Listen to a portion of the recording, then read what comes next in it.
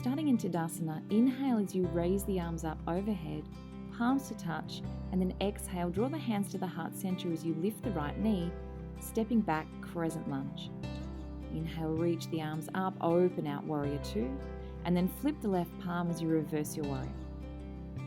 Straightening through the front leg, reach forward slightly, and then windmill to triangle pose, taking the gaze up towards the sky. Taking that right hand to the waist, engage, and then gently lift into your half moon.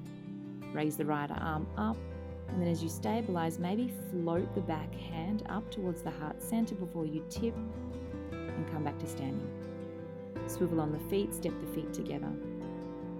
Inhale, reach the arms up, palms to touch, hands to heart center, draw your left knee in towards the chest, and then take a big step back, crescent lunge. Reach the arms up and then open out to warrior two.